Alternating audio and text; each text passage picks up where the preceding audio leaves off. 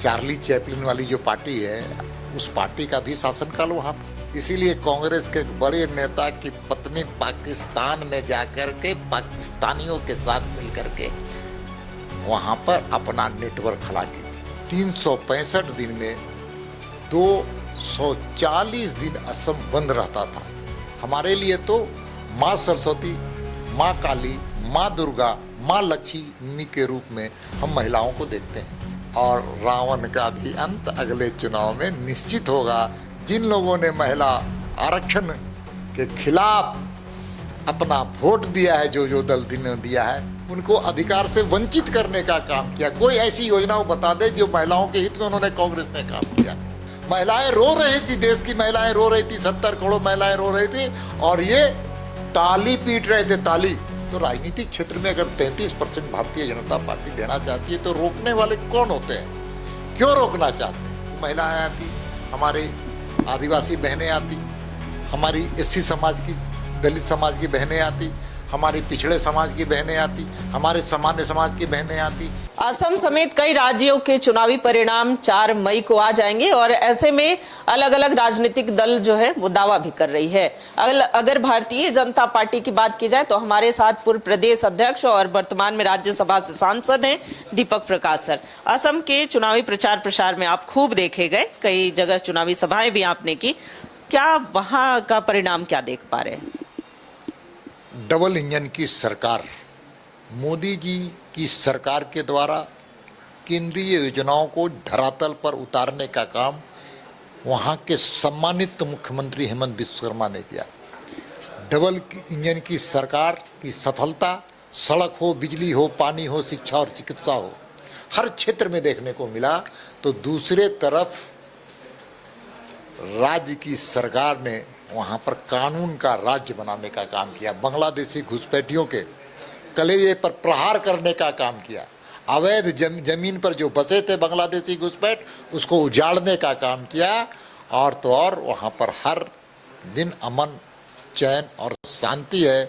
अब कोई भी राष्ट्र विरोधी शक्तियाँ अगर सक्रिय होगी तो उसका मुकाबला कड़े कानून से होगा, जेल से होगा। अगर उसमें भी नहीं मानेंगे, अगर उसका भी हिंसा का वो सहारा लेगा तो राज्य की सरकार भी वो उसी भाषा से उसका जवाब देती है।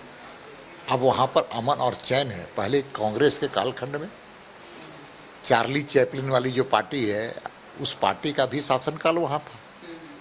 और उस शासनकाल में 365 दिन में 240 दिन असम बंद रहता था। हर असमिया असुरक्षित था। वो शाम के बाद घरों से नहीं निकलता था। महिलाएं एक जिले से दूसरे जिले में नहीं जाती थी।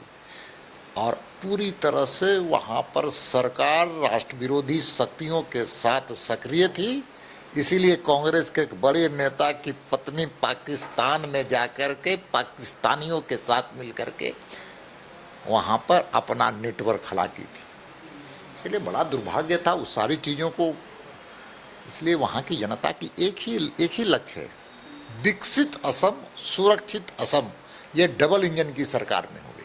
मोदी जी हर असमिया के दिल में हमने पाया कि बसे हुए। और वहाँ के मुख्यमंत्री भी एक विकास पुरुष के रूप में एक असम में जाने जाते हैं। इसलिए कुल मिलाकर के वहाँ 100 सीटों से ज़्यादा, जब परिणाम आएगा तो 100 सीटों से ज़्यादा भाजपा और एनडीए गठबंधन को मिलने वाला है।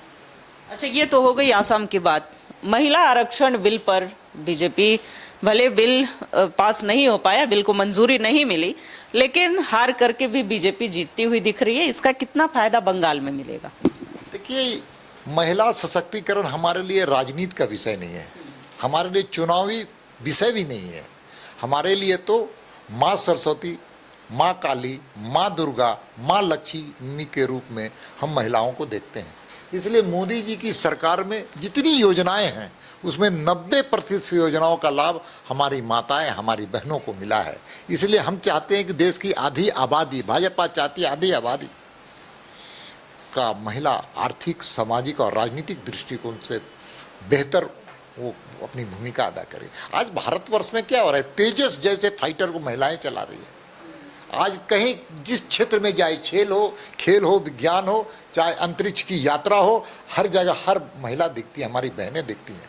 तो राजनीतिक क्षेत्र में अगर 33% भारतीय जनता पार्टी देना चाहती है तो रोकने वाले कौन होते हैं, क्यों रोकना चाहते हैं?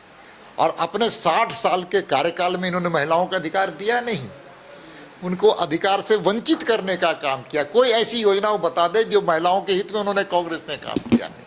लेकिन दुर्भाग्य से जब भाजपा की सरकार, मोदी जी की सरकार ये बिल ला करके 33% विधानसभा में, लोकसभा में, राज्यसभा में उनका प्रतिनिधित्व करना चाहती है तो ये विरोध कर रहे हैं। विरोध करके इन्होंने बिल को गिराने का काम किया है। इससे दुर्भाग्य क्या होती है आप ये बताइए हमको कि झारखंड के ही प्रदेश की अगर हम बात करें तो विधानसभा में 80 सीटें हैं, 81 सीटें हैं, वो 123 सीटें हो जाती।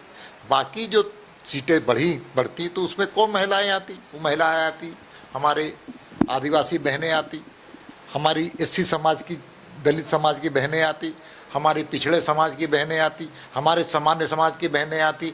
तो कुल मिलाकर के ये नारी विरोधी नहीं है, ये जो है पिछड़ा विरोधी है, ये दलित विरोधी है, आदिवासी विरोधी है। अब दुर्भाग्य है कि झारखंड मुक्ति मोर्चा गोद में खेल रहा है, कांग्रेस के गोद में। और जिन लोग जिस पार्टी जो पार्टी कभी भी कांग्रेस के गोद में खेली है उसका सत्यानाश होना तय है। और जिस प्रकार से लोकसभा में कांग्रेस के नेता चार्ली चैपलिन की भूमिका अदा कर रहे थे, जो भी टीवी देख रहा था और संसद के चीज़ों को नज़दीकी से, बारीकी से देख रहा था, तो ऐसा महसूस हो रहा था कांग्रेस का नेता नहीं, वो हास्य कलाकार की भूमिका अदा कर रहा था। और जब बिल गिरा उसके बाद वो ताली पीट करके मेजे पर पीट रहे थे। महिलाएं रो रही थी, देश की महिलाएं रो रही थी, 70 करोड़ महिलाएं रो रही थी और ये ताली पीट रहे थे, ताली। इससे दुर्भाग्य क्या हो सकता है? लेकिन रावण ने सीता का अपहरण करने का काम किया था और सीता का हाय लगा था रावण पर।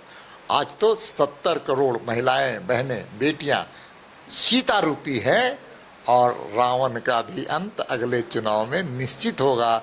जिन लोगों ने महिला आरक्षण के खिलाफ अपना वोट दिया है, जो दल ने दिया है, उनको चुनाव हराने का काम हमारी माताएं करेंगी, बहनें करेंगी, हमारी बेटियां करेंगी। और आने वाले समय में नारी सशक्तिकरण के लिए भारत के यशस्वी प्रधानमंत्री नरेंद्र मोदी पूरी तरह से संकल्पित है, प्रतिबद्ध है। और भारतीय जनता पार्टी की सरकार हमेशा महिलाओं के हित में काम करने का संकल्प लिए। चलिए, तो सर का धन्यवाद। ये हमारे साथ बात कर रहे थे राज्यसभा सांसद दीपक प्रकाश, जिन्होंने महिला आरक्षण बिल पर तो कहा ही, साथ ही साथ असम चुनाव में भी एनडीए की जीत का दावा किया है। कैमरा पर्सन अभय के साथ रुचि शर्मा, न्यूज़ 11 भारत, रांची।